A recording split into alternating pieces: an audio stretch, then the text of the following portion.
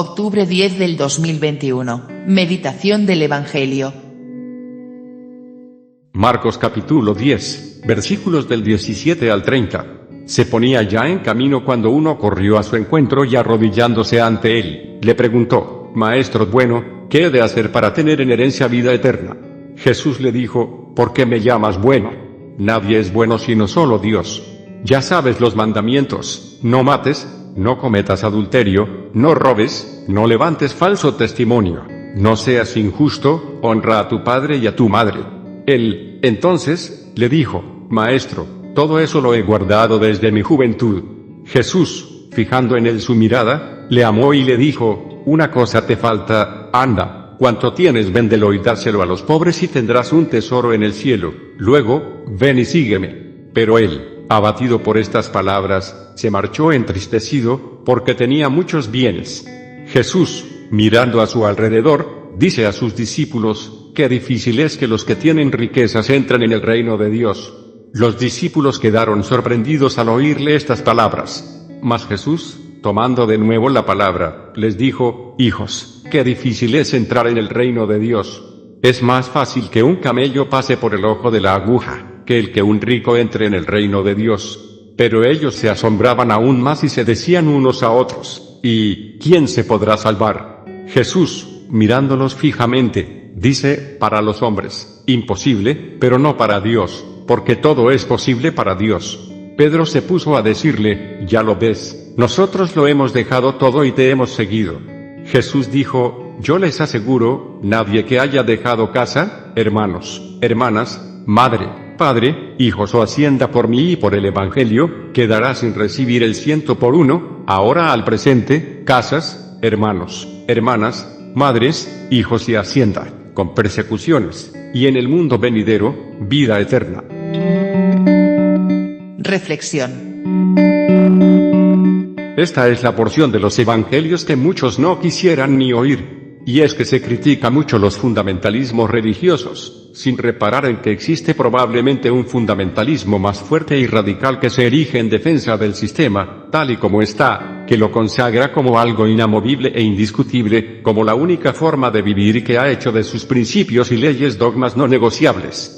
En esta visión del mundo el liberalismo económico y sus leyes sustituyen a los mandamientos y la riqueza o el dinero es Dios. Nunca lo aceptarán así, a rajatabla seguramente, pero el hecho es que no admiten dudas al respecto y lo defienden con la misma intransigencia que reprochan en los fundamentalistas. Están dispuestos a hacer análisis de los males que aquejan al mundo, se reúnen a discutirlos y a disertar al respecto, formulan tesis y posibles soluciones, y pretenden resolverlo todo, sin atacar el núcleo del problema, sin el cual no hay ni habrá solución. Jesús va directo al grano y como el más fino bisturí en manos del mejor cirujano, pone al desnudo la raíz y nos da la solución, solo que, como aquel rico de la historia, nos marchamos entristecidos, porque o tenemos muchos bienes o los aquilatamos demasiado. No estamos dispuestos a creer que se puede vivir de otra manera y a jugárnosla por el Evangelio. No faltará quien piense que eso estaría bien para aquellos tiempos, pero que el sistema democrático y el desarrollo del capitalismo actual presentan un mundo distinto, donde no hay por qué renunciar a la riqueza y donde existen mecanismos para alcanzar una distribución más eficaz de la riqueza, todo lo cual es falaz como lo prueban las estadísticas que demuestran que cada vez los ricos son menos en número proporcionalmente hablando y más ricos, incrementándose la brecha entre ricos y pobres, y cada vez son más los de pobreza extrema, los que sufren injusticias, los que padecen hambre, sed, los que carecen de las condiciones de salubridad para vivir dignamente.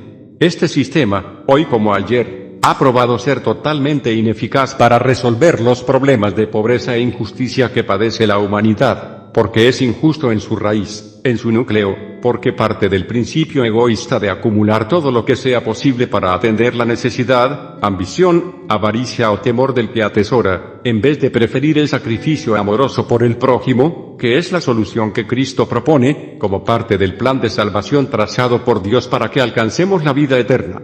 Se trata, pues, de dos concepciones distintas y completamente antagónicas. O tenemos a Dios ocupando el centro o tenemos al dinero. No podemos tener a ambos, porque demandan actitudes completamente contrarias, opuestas. O amamos a Dios y al prójimo y entonces los ponemos por encima de todo, siendo capaces de dar incluso nuestras vidas por ellos, o empezamos por atender nuestras necesidades particulares, cuyos límites relativos pueden alcanzar cantidades tan astronómicas, como las riquezas de ciertas familias, clanes o dinastías que son más grandes que las de muchas naciones. El dilema está ahí desde siempre y hemos procurado disfrazarlo de mil maneras, tratando de engañarnos y de engañar a los demás, pero la verdad es que no engañamos a nadie y mucho menos a Dios, que ha enviado a su propio Hijo a mostrarnos con su ejemplo el camino al reino de Dios, que exige precisamente renuncia y sacrificio, es decir, una forma diametralmente distinta de entender al mundo. Lo que nos enseña Jesús con el ejemplo es el camino del amor, que no tiene límites, ni condiciones. Hemos de abrazar este camino si sinceramente queremos salir del pantano en el que nos encontramos atrapados. Será muy difícil porque encontraremos uno y mil argumentos para desistir, como los consabidos argumentos familiares, que empiezan por justificar nuestro proceder egoísta y utilitarista, adjudicando a nuestra familia la razón de nuestro proceder. Es decir, que no podemos dejar de acumular y enriquecernos, porque tenemos una familia que atender y en tanto eso ocurra, nuestro vecino puede morirse, si quiere, que no compartiremos nada más que lo que nos sobre con él. Es precisamente en ese sentido que el Señor nos reclama estar dispuestos a dejar casas, hermanos, hermanas, madres y hacienda. Porque está más generalizada de lo que estamos dispuestos a aceptar aquella excusa que estaríamos dispuestos a hacer esto y aquello, si no fuera porque tenemos familia. Es este desgraciado argumento, que tergiversa todo, el que nos mantiene sumidos en el fango. Hemos de ser capaces de liberarnos de estas cadenas si queremos entrar en el reino. Parece imposible, es verdad, pero si confiamos en Dios, si tenemos fe, lo alcanzaremos. Para eso ha venido Jesús. Oremos, Padre Santo, danos el valor para oírte y hacer tu voluntad cada día. Que no nos aferremos a las riquezas, al poder y al dinero.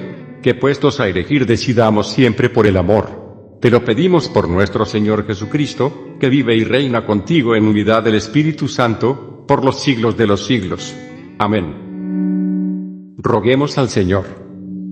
Te lo pedimos, Señor.